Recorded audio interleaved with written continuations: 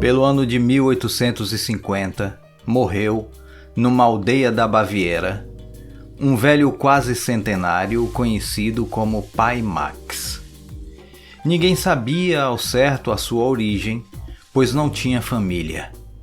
Há quase meio século, abatido por enfermidades que o impossibilitavam de ganhar a vida pelo trabalho, ele não tinha outro recurso senão a caridade pública, que ele dissimulava, indo vender nas fazendas e castelos almanaques e pequenos objetos. Tinham-lhe dado o apelido de Conde Max, e as crianças só o chamavam de Senhor Conde, com que ele sorria sem ofender-se. Por que tal título? Ninguém saberia dizer, pois já era hábito. Talvez fosse por causa da fisionomia e das maneiras, cuja distinção contrastava com seus trapos. Vários anos após sua morte, apareceu em sonho a filha do dono de um dos castelos onde era hospedado na cavalariça, pois ele não tinha domicílio. Ele lhe disse: "Obrigado por vos terdes lembrado do pobre Max em vossas preces, pois foram ouvidas pelo Senhor.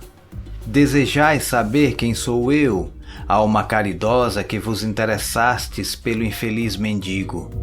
Vou satisfazer-vos. Será para todos uma grande instrução."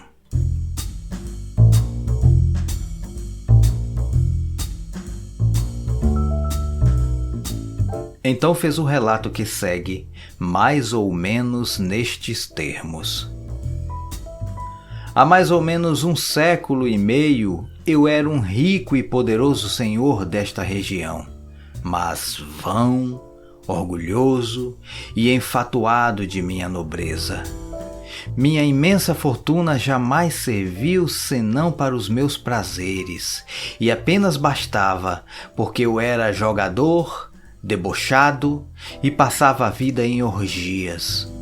Meus vassalos, que julgava criados para o meu uso como animais de fazenda, eram oprimidos e maltratados para contribuir para as minhas prodigalidades. Eu ficava surdo às suas lamentações, como as de todos os infelizes, e, em minha opinião, deviam sentir-se muito honrados de servir aos meus caprichos. Morri em idade pouco avançada, esgotado pelos excessos, mas sem haver experimentado nenhuma verdadeira desgraça.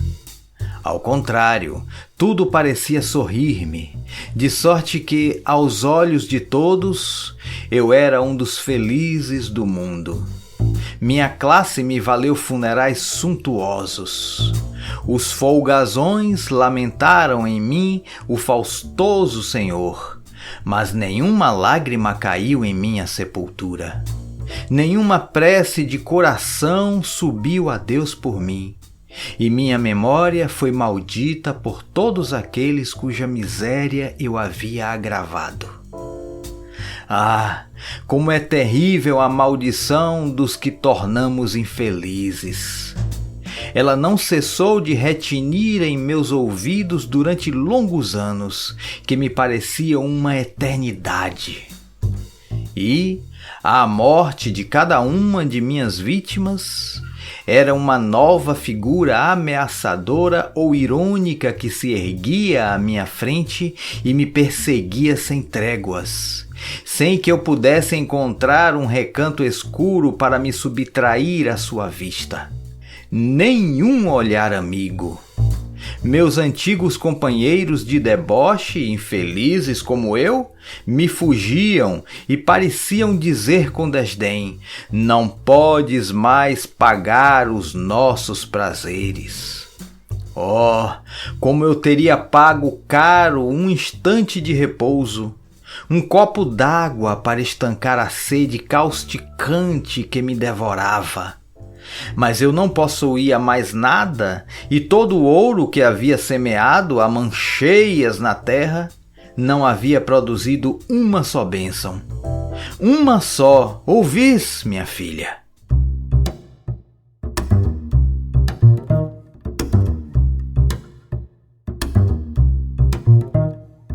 Por fim, abatido pela fadiga e esgotado como um viajante tresmalhado que não vê o termo de sua rota, exclamei: Meu Deus, tende piedade de mim!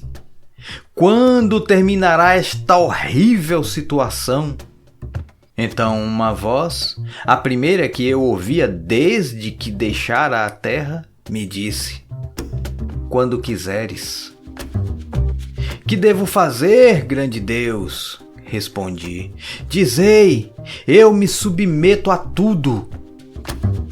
É preciso que te arrependas, que te humilhes ante aqueles que humilhaste, que lhes peças que intercedam por ti, porque a prece do ofendido que perdoa é sempre agradável ao Senhor. Humilhei-me e pedi aos meus vassalos, meus servos que estavam ali à minha frente, e cujos rostos, cada vez mais benevolentes, acabavam desaparecendo. Foi então para mim como uma nova vida. A esperança substituiu o desespero e agradeci a Deus com todas as forças de minha alma. A voz me disse então: Príncipe! E eu respondi: Aqui não há outro príncipe senão o Deus Todo-Poderoso, que humilha os soberbos. Perdoai-me, Senhor, porque pequei. Fazei de mim um servo de meus servos, se tal for a vossa vontade.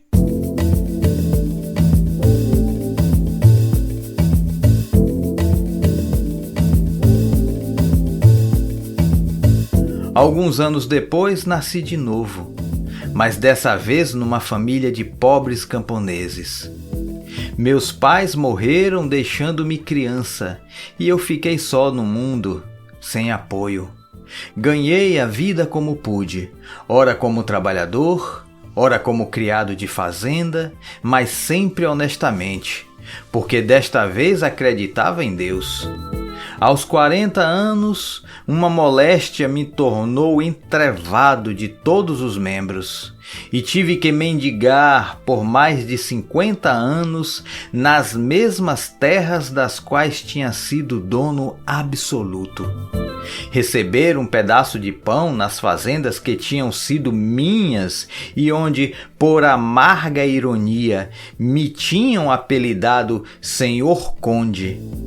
Sentir-me feliz, muitas vezes, com um abrigo na escuderia do castelo que fora meu. Em meu sonho, eu me comprazia em percorrer esse mesmo castelo onde mandara como déspota. Quantas vezes em meus sonhos me revi em meio à minha antiga fortuna. Essas visões me deixavam, ao despertar, um indefinível sentimento de amargura e de pesar, mas nunca um lamento me escapou da boca.